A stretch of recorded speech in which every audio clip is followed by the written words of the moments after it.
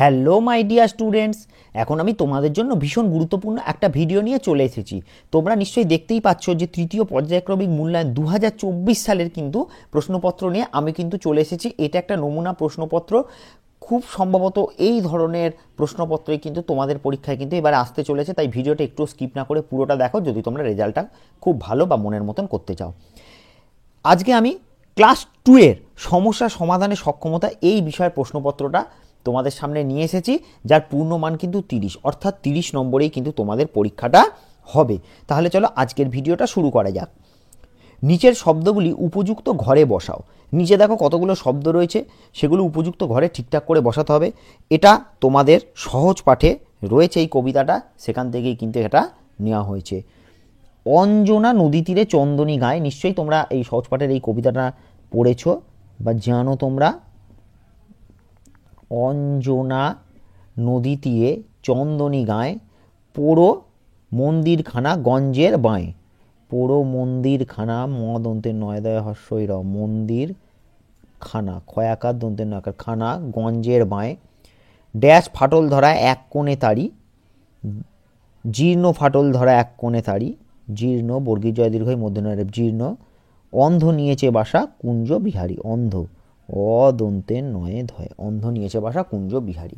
ঠিক আছে, তাহলে আমার এখানে এই 1-এর দাগ নম্বর কিন্তু হয়ে গেল। এবারে চলো আমরা পরবর্তী 2-এর দাগ নম্বরে চলে যাই। কি করতে বলেছে দেখি। নিচে প্রতিটি ভাগ অঙ্কে ভাজ্য, ভাজক, ভাগফল ও ভাগশেষ নির্ণয় করো। তাহলে আমাদের এখানে ভাজ্য, ভাজক, ভাগফল, ভাগশেষ নির্ণয় করতে হবে। দেখো আমাদের রাফ করার কিন্তু কোনো জায়গা এখানে দেওয়া নেই, তোমরা চাইলে পাশে ছোট করে রাফ করে নিতে পারো যদি তোমাদের অসুবিধা হয়। ঠিক আছে, আমি চলো এখানে তোমাদের দেখিয়ে দিচ্ছি। ভাজ্য, ভাজ্য মানে কি?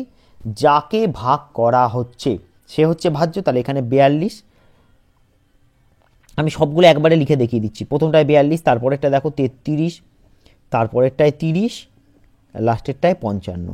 আর ভাজক মানে যা দিয়ে ভাগ করছে, তাহলে এদিকেরগুলো ভাজক 5, 3, এর 2, এর হচ্ছে 4। এবারে ভাগফল আর ভাগশেষটা লিখতে হবে, তার জন্য আমাদেরকে ভাগটা করতে হবে। চলো আমরা মুখোমুখিই করে ফেলি। 5-এর নামতা করি। দেখো 5 8 40, তাহলে 8-এর বেশি যাবে না। তারপরে 5 9 45 হয়ে যাচ্ছে, তাহলে 5 8 40। কারণ আমি আবার কেটে কেটে একটা তোমাদের বুঝিয়ে দিই। দেখো 5 কে 5, 5 দুগুণে 10, 3 5 15, 4 5 20, এইভাবে করতে করতে 5 8 40, তারপরে কিন্তু 5 9 45 হয়ে যাচ্ছে। তাহলে 5 8 40, তাহলে ভাগফল 8-এর বেশি যাবে না, তাহলে 8। আর গেছি আমি কত 40, আর লাগতো কত 42, তাহলে 40-এর পর থেকে 42 গুণি 41 42, তাহলে ক ঘর এলো 2 ঘর, তাহলে ভাগশেষ কত 2 হলো।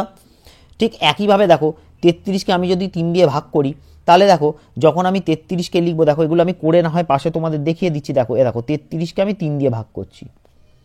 দেখো প্রথমে এই পর্যন্ত নিলে 3 1 কে 3 হলো, আবার এই 3টা নামলো, আবার দেখো 3 1 কে 3 মিলে গেল।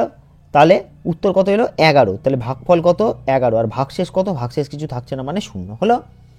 আবার তারপরেরটা দেখো, এখানটা আমি করি ছোট করে। 30-কে আমি 2 দিয়ে ভাগ করছি। দেখো এই পর্যন্ত হবে প্রথম 2 1 কে 2, এখানে বিয়োগ করলে কত পাবো 1, 2 আর 1 এ 3 10, 5 দুগুণে 10। আবার দেখো ভাগ মিলে গেল, তাহলে এখানে ভাগফল কত এসছে 15, ভাগশেষ কত এসছে 0।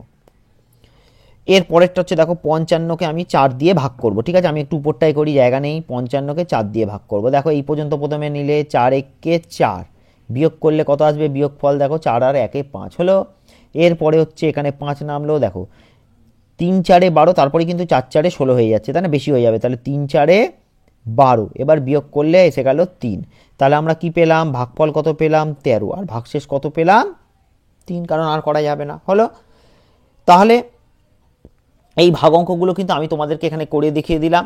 পরীক্ষায় যে এই ভাগ অঙ্কটাই আসবে এমন কিন্তু কোনো কথা নেই। তার মানে মূলত যেটা বলতে চাইছি, যে ভাগ অঙ্ক তোমাদের পরীক্ষায় কিন্তু এবারে আসতে চলেছে, যেখানে ভাগফল ভাগশেষ নির্ণয় করতে দেওয়া হতে পারে।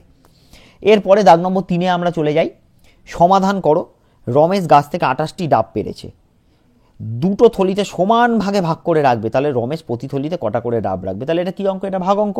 28টা ডাব পেরেছে, তাহলে এখানে 28 ভাগ কটা থলিতে রাখছে সমানভাবে, দুটো থলিতে সমানভাবে রাখবে। এখানে ব্যাস ভাগশেষটা ভাগফলটা বার করলেই হয়ে যাবে। 28-কে 2 দিয়ে ভাগ করি। দেখো 2 1 কে 2 মিলে গেল, 8টা নামলো, 4 দুগুণে 8 হলো, মিলে গেছে উত্তর। তাহলে কটা করে 14টা করে রাখবে হলো। এরপরে ক্ষয়ের দাগ নম্বরে দেখো অমল 64টি লজেন্স 2টি প্যাকেটে সমান ভাগে ভাগ করে রাখবে, তাহলে অমল প্রতি প্যাকেটে কতগুলো করে লজেন্স রাখবে? তাহলে একই অঙ্ক দেখো, দুটো থলিতে ভাগ করে রাখতে চাইছে দুটো প্যাকেটে, কটা প্যাকেটে? দুটো প্যাকেটে 64টা লজেন্স 2 দিয়ে ভাগ করি, তাহলে দেখো 64কে 2 দিয়ে ভাগ করি, দেখো 3 দুগুণে 6 হলো, 4 নামলো, 2 দুগুণে 4 হলো, তাহলে কটা? তাহলে 32টা, প্রতি প্যাকেটে 32টা করে লজেন্স রাখতে পারবে। হলো। নেক্সট হচ্ছে 25টা ফল 5টি পাখিকে খেতে দেওয়া হবে, প্রত্যেক পাখি কটা করে ফল পাবে? তাহলে 25টা 5টি পাখিকে দেওয়া হচ্ছে ভাগ 5, আমরা এটা মুখে করতে পারবো, 5 5 25 আমরা জানি। হলো, তাহলে উত্তর এলো 5। তাহলে এই পৃষ্ঠাটা আমাদের হয়ে গেল। এবার চলো আমরা পরবর্তী পৃষ্ঠায় চলে যাই। দেখো পরবর্তী পৃষ্ঠাতে কি করতে বলা হয়েছে, 2টি করে ইংরেজিতে ফল, ফুল, পাখি এবং পশুর নাম লিখতে বলা হয়েছে। এটা আমরা পারবো অবশ্যই, কিন্তু সাথে কিন্তু অবশ্যই বানানটা কিন্তু তোমাদেরকে খুব ভালো করে খেয়াল করতে হবে। নেম অফ ফ্রুটস, তাহলে দুটো ফলের নাম লিখবি। চলো আমরা প্রথম অক্ষরগুলো সব বড় হাতে দিয়ে দেবো, APPLE অ্যাপেল, আর লিখি ম্যাঙ্গো। তোমরা চাইলে কিন্তু অন্য কিছু অবশ্যই লিখতে পারো, MANGO ম্যাঙ্গো। ফ্লাওয়ার মানে ফুলের নাম লিখতে বলা হয়েছে, তাহলে রোজ লিখি ROSE রোজ, আর লোটাস লিখি LOTUS লোটাস মানে পদ্ম। রোজ মানে গোলাপ, লোটাস মানে পদ্ম। হলো। নেম অফ বার্ডস, দুটো পাখির নাম লিখতে বলেছে। একটা চলো লিখি প্যারট, PARROT প্যারট, আর আমরা লিখতে পারি ক্রো। প্যারট মানে ট্রি, আর ক্রো মানে হচ্ছে কাক। নেক্সট হচ্ছে নেম অফ অ্যানিমালস, দুটো পশুর নাম লিখতে বলা হয়েছে, টাইগার TIGER টাইগার, আর LION লায়ন। হলো। নেক্সট হচ্ছে দেখো মান নির্ণয় করো, তাহলে এখানে একটা সরল অঙ্ক দেওয়া রয়েছে, মান নির্ণয় করতে বলা হয়েছে। এখানে আমরা কি করব, সরল অঙ্কটা করে ফেলবো। দেখো প্রথমে 8 বিয়োগ 2, তাহলে যোগটা আগে করি, 8 আর 5 এই দুটো যোগ আছে, তাহলে 5টা আগে নিয়ে নিই, 2টা পরে দিয়ে দিই। তাহলে 8 আর 5 আবার যোগ করি, 8এর পর 9, 5 ঘর গুনবো, 1 2 3 4 5 মানে এই পর্যন্ত গুনবো, ঠিক আছে। 8এর পর দেখো 9 10 11 12 13, তাহলে কত এলো? 13। 13 থেকে 2 বাদ দেবো, তাই 2 এর পর থেকে 13 গুণিয়ে দেখো, 2 এর পর 3 4 5 6 7 8 9 10 11 12 13, তাহলে এই আঙুল পর্যন্ত হয়েছে, এই করা পর্যন্ত মনে রাখতে হবে। তাহলে কত হলো? 1 2 3 4 5 6 7 8 9 10 11, তাহলে উত্তর কত এলো আমার? 11। পরের অঙ্কটা করি। দেখো এখানে দুটো বিয়োগ আছে, 2ও বিয়োগ 3ও বিয়োগ, তাহলে আমরা পরপর করি। 2 এর পর থেকে 9 গুণে নিই, দেখো 2 এর পর 3 4 5 6 7 8 9, তাহলে এই ঘর পর্যন্ত এসেছি, মনে রাখতে হবে। তাহলে 1 2 3 4 5 6 7, তাহলে কত এলো? 7 বিয়োগ 3। এবার 3 এর পর থেকে 7 গুণি, 3 এর পর 4 5 6 7, এই পর্যন্ত এসেছি, তাহলে 1 2 3 4, তাহলে উত্তর কত এলো আমার? 4। পরেরটা দেখো 12টা যোগ আছে আর 6টা যোগ আছে, এই 6টা এখানে নিয়ে আসি, 3টা পরে দিয়ে দিই। হলো। 12 আর 6, তাহলে এবার যোগ করবো। 12-র পর থেকে 6 গুণি, আচ্ছা 6 কত পর্যন্ত দেখি, 1 2 3 4 5 6, মানে এই পর্যন্ত গুনবো। তাহলে 12-র পর থেকে 13 14 15 16 17 18, তাহলে কত এলো? 18 বিয়োগ 3। এবার দেখো 3-এর পর থেকে 18 গুনবো, দেখো 3-এর পর 4 5 6 7 8 9 10 11 12 13 14 15 16 17 18, কোন করা পর্যন্ত? এই আঙুলের এই করা পর্যন্ত এসছে। এবার আমরা গুনে নিই, 1 2 3 4 5 6 7 8 9 10 11 12 13 14 15, তাহলে উত্তর কত এলো আমার? 15। মান কত বেরোলো? 15 বেরোলো। হয়ে গেল অঙ্কগুলো। এবারে দাগ নাম্বার 6 চলে যাই। বাম দিক আর ডান দিক মেলাতে বলা হয়েছে মৃগ। মৃগ মানে হচ্ছে হরিণ, আর এক নাম হচ্ছে তার কস্তুরী। কস্তুরী মানেও কিন্তু হরিণ। হস্তি মানে হাতি, তার সঙ্গে ম্যাচিং হচ্ছে সুঁড়, হাতির সুঁড় থাকে। সর্প, সর্প মানে সাপ, সাপের খোলস থাকে। আর অশ্ব মানে ঘোড়া, তার সঙ্গে কেশর মানে ঘোড়ার ঠিক ঘাড়ের কাছে যে লোমটা থাকে সেটাকে বলা হয়েছে। নেক্সট হচ্ছে underline the correct alternative. Underline মানে কিন্তু তলায় দাগ দেওয়া, কখনোই মাথায় টিক দেওয়া কিন্তু নয়। ভুল কিন্তু কেউ মাথায় টিক দেবে না। যদি আন্ডারলাইন বলে তাহলে অবশ্যই নিচে দাগ দিতে হবে, আর যদি মাথায় টিক দিতে বলে সেক্ষেত্রেই কিন্তু আমরা টিকটা দেবো, নাহলে দেবো না। দ্যাট আর হয় না, ইজ হবে না, আর হবে, তাহলে দ্যাট ইজ এ বার্ড, ওই হয় একটা পাখি, তাহলে ইজের তলে আমরা আন্ডারলাইন করব। দে সঙ্গে এম হয় না, আর হয়, দে আর হয়, দে আর প্লেয়ার্স, তারা হয় খেলোয়াড়। তারপরে হচ্ছে ট্রিজ, এস আছে যেহেতু, তাহলে ট্রিজ আর আওয়ার ফ্রেন্ডস, গাছেরা হয় আমাদের বন্ধু। আই এর সঙ্গে এম হয়, আই অ্যাম ইন ক্লাস 2, আমি ক্লাস 2তে পড়ি। ইউ এর সঙ্গে আর হয়, you are a brave girl, তুমি হচ্ছে একটা সাহসী মেয়ে। এবার আমরা একদম লাস্ট দাগ নাম্বারে চলে এসেছি, দাগ নম্বর 8-এ আমরা চলে এসেছি। দেখো নিচের সমস্যা সমাধান করো। কি বলেছে দেখো, এখানে একটা ঘড়ির ছবি দেওয়া আছে, আগে আমরা দেখে নিই কি বলেছে।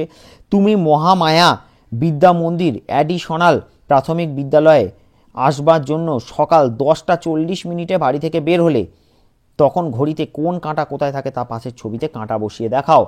তাহলে একটা থাকে বড় কাঁটা, একটা থাকে ছোট কাঁটা। 10:40 মানে কোন ঘরে থাকবে? দেখো এগুলো সব 5 করে হয় না? তাহলে 5, 10, 15, 20, 25, 30, 35, 40। তাহলে এই 8-এর ঘরে থাকবে কোন কাঁটাটা? বড় কাঁটাটা। চলো আমরা বড় কাঁটাটা 8-এর ঘরে এঁকে ফেলি আগে। হলো। এবারে ছোট কাঁটাটা 10:40 মানে আর কিছুক্ষণ পরেই কিন্তু 11টা কিন্তু বাজবে। আর কিছুক্ষণ মানে এই কাঁটাটা ঘুরে এত পর্যন্ত যেতে যতটা সময়, ততটুকুর জন্য কিন্তু বাকি রয়েছে 11টা বাজতে। তাহলে এতটা যখন ঘুরে এসছে, তখন এই কাঁটাটা যখন ঘুরে এসছে তখন সে 10-এর ঘরে ছিল যখন এখানে ছিল। আস্তে আস্তে যখন সেও ঘুরতে ঘুরতে চলে এসেছে, এতটা ঘর যখন সে চলে এসেছে, তাহলে এই ছোটো কাঁটাটাও থেমে থাকবে না, সে খানিকটা 11-র দিকে ঘেঁষে কিন্তু থাকবে। খানিকটা 11-র দিকে ঘেঁষে কিন্তু ছোটো কাঁটাটা থাকবে। পুরোপুরি আবার 11তে নয়, যখন এও বড় কাঁটা ঘুরতে ঘুরতে 11 হয়ে যাবে, ছোটো কাঁটাও তখন পুরোপুরি 11তে চলে আসবে। দেখো তোমরা বুঝতে পেরেছো কি না? এই ছিল আমার আজকের ভিডিও। ভিডিওটা যদি ভালো লেগে থাকে ভিডিওটাতে লাইক করে দিও। আর কারোর যদি কোনো জায়গায় জিজ্ঞাসা থাকে বা কিছু বলার থাকে অবশ্যই আমাকে কমেন্ট বক্সে লিখে জানিও। আর এটাও জানিও যে ভিডিওটা তোমাদের ভালো লেগেছে কিনা। সেই সঙ্গে আমার চ্যানেলে যদি প্রথমবার এসে থাকো, তাহলে এরকম ভিডিওগুলো দেখার জন্য চ্যানেলটাকে কিন্তু অবশ্যই সাবস্ক্রাইব করে দিও। এতে কিন্তু তোমাদেরই লাভ হবে।